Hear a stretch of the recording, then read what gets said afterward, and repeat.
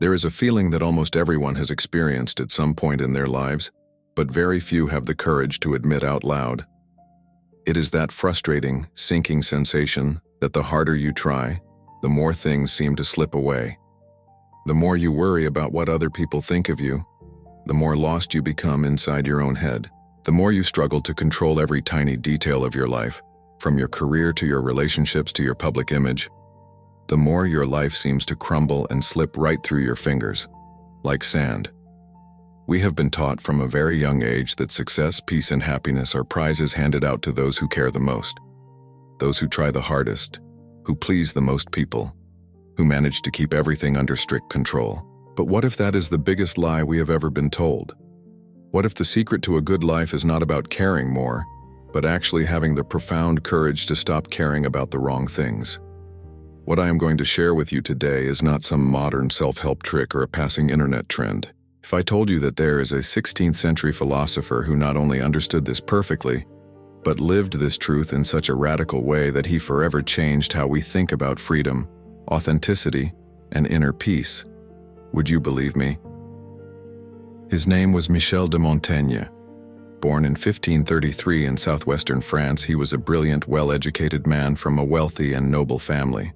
Montaigne spent years of his life serving the government, walking the corridors of power, wearing the right clothes, saying the right words, and trying to be exactly what the world expected him to be. He was what we would call today a highly successful person. But deep down, he was exhausted.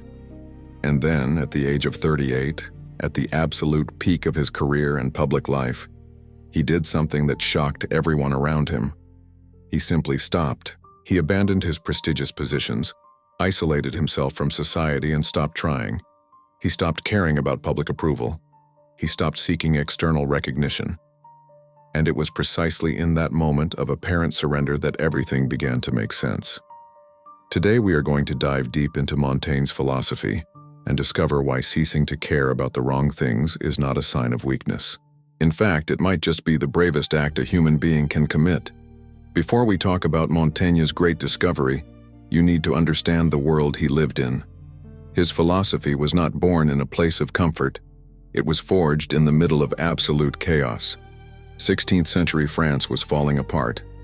The country was being devastated by bloody religious wars between Catholics and Protestants. Entire cities were being burned to the ground. Childhood friends were becoming mortal enemies overnight. Death was a constant, heavy presence. It was not a distant possibility or something that only happened to the elderly. It was a brutal reality that could knock on anyone's door at any given moment. Montaigne knew this pain intimately. He lost his best friend Etienne de la Boétie in a sudden and devastating way to the plague. That loss tore a hole in Montaigne's soul that never fully healed. Shortly after, tragedy struck inside his own home. He had to endure the unimaginable agony of losing 5 of his 6 children while they were still helpless babies. As if the heavy burden of grief were not enough, Montaigne himself nearly lost his life. While out riding his horse one day, he was involved in a terrible accident. He was violently thrown to the ground, hitting his head so hard that he was knocked completely unconscious, coughing up blood. For a few agonizing moments as he was being carried back to his estate, he was absolutely certain that his life was over. Do you know what he discovered in that exact, terrifying space between life and death? He discovered the immense, laughable irrelevance of almost everything we worry about. As he lay there, bleeding and believing his time on earth was done, his mind did not go to the criticisms he had received at work. He did not care whether the people at the royal court respected him. He did not give a single thought to whether his clothes were appropriate, or if he had said the right thing at the last noble dinner party. None of it mattered. The heavy weight of the world simply evaporated. And upon miraculously surviving that accident, a single question began to echo in his mind. If all of these anxieties and social pressures mean absolutely nothing in the face of death, why on earth do I let them govern my daily life? That question changed everything. Following the tragic losses, the near-death experience, and the years spent trying to fit into a superficial world, Montaigne made his radical decision. He retreated to a tower in his castle in the French countryside. It was a circular tower, filled from top to bottom with books. On the wooden ceiling of this massive library, he had dozens of quotes inscribed in Latin and Greek, phrases from ancient thinkers that constantly reminded him of human fragility and the limits of human knowledge. There, in the quiet solitude of that round tower, far away from the gossip, the politics, and the endless expectations of high society, he began the strangest, most honest, and most revolutionary project in the history of Western philosophy. He did not sit down to write about the grand nature of the cosmos. He did not write a dense political treatise or a theological debate about the existence of God. Instead, he began to write about the only subject in the world he truly considered himself an expert on: himself. He documented his deepest doubts, his glaring contradictions, his fears, and his weaknesses. He wrote about his intense fear of death, about his terrible memory, about how lazy he could be, and even about his digestive habits and his preference for certain wines. Nothing was too ordinary or too deeply human to be left out. He called these writings essays. At the time, that word did not mean a rigid academic paper. In French, it simply meant attempts, experiments, the rough drafts of a mind in constant motion. But what makes Montaigne's essays so breathtakingly vital to this day is not just the story of a man from the 1500s. It is the fact that, by writing with such brutal, unfiltered honesty, he exposed our reality. He revealed that we are all living under a silent tyranny. There is a dictatorship that governs the lives of the vast majority of people today. It has no name, it has no face, and it has no political leaders, but it dictates your every move. It is there in the way you spend 20 minutes choosing and editing a photo before posting it online, desperately trying to predict the reaction it will get. It is there in the career you chose not because it set your soul on fire, but because you knew it would win the approval of your parents and the applause of society. It is there in the way you carefully measure every single word you speak in a meeting, terrified of sounding uneducated or foolish. It is there in the relationships you drag out for years, staying out of a deep-seated fear of being alone and being judged by your peers. This silent tyranny has a very simple name: the opinion of others. Montaigne was one of the first thinkers in history to look this phenomenon straight in the eye and say out loud what everyone felt, but no one dared to admit. We are slaves to the gaze of other people, and this slavery costs us our entire lives. He wrote one of the most brilliant sentences ever recorded, stating that every man carries within himself the entire form of the human condition. What did he mean by that? He meant that you do not need external validation to be a whole person. You are already whole. The constant, exhausting search for outside approval is not a biological necessity. It is not a requirement for your survival. It is a learned habit, an invisible prison that we build for ourselves brick by brick, starting from childhood. Think about this for a moment. Be brutally honest with yourself right now. How many choices did you make in the last week that were directly heavily influenced by what someone else might think of you?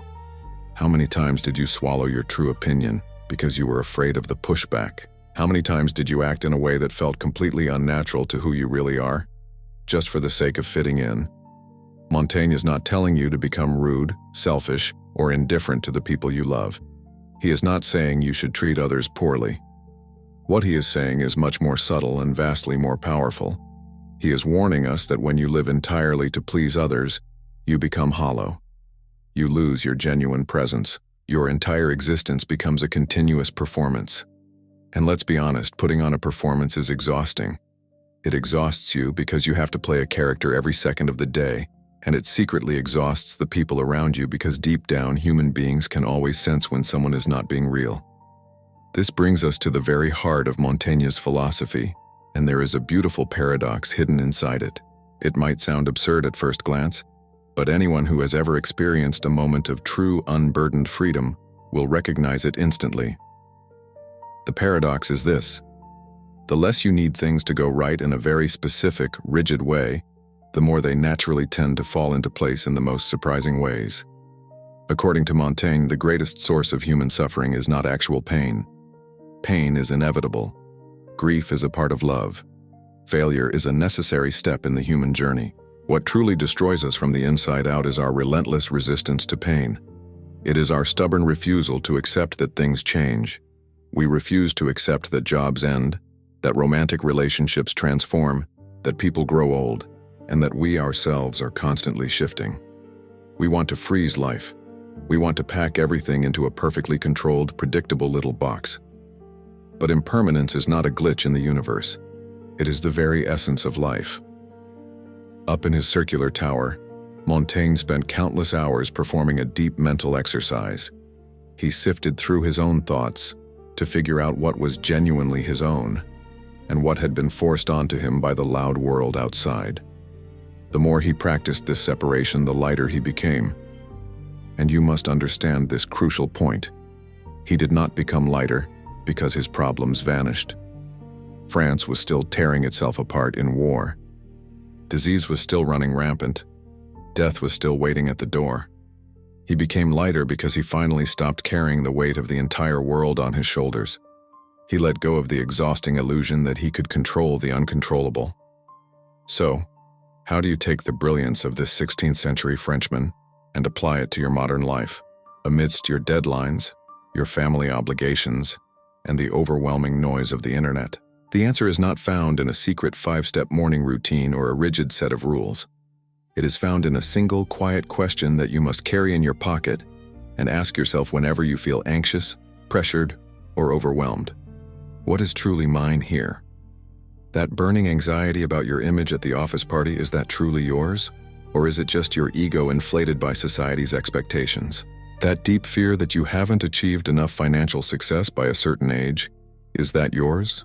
Or is it a script handed to you by the media and the people around you? This is the freedom that Montaigne discovered.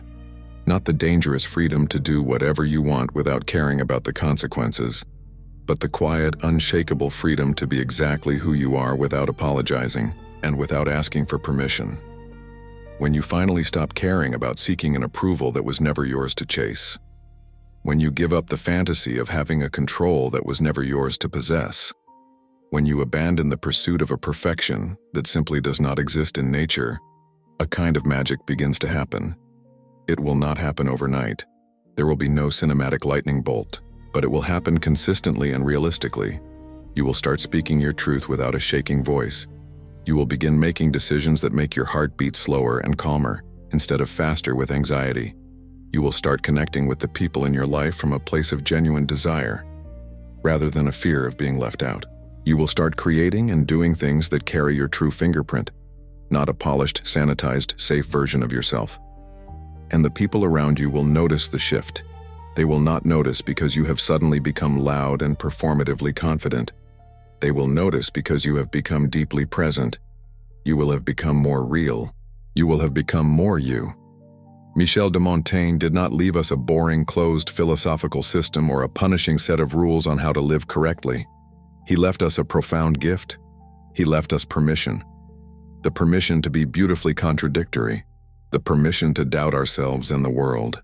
The permission to change our minds. The permission to stop exhausting ourselves trying to be what the world demands. And to finally begin the quiet, magnificent work of discovering who we truly are. And so, I leave you with this question to carry with you today. What heavy burden are you currently carrying on your shoulders that was never truly yours to begin with? What would actually happen in your life if, starting tomorrow morning, you simply stopped caring about all the things that never really mattered anyway?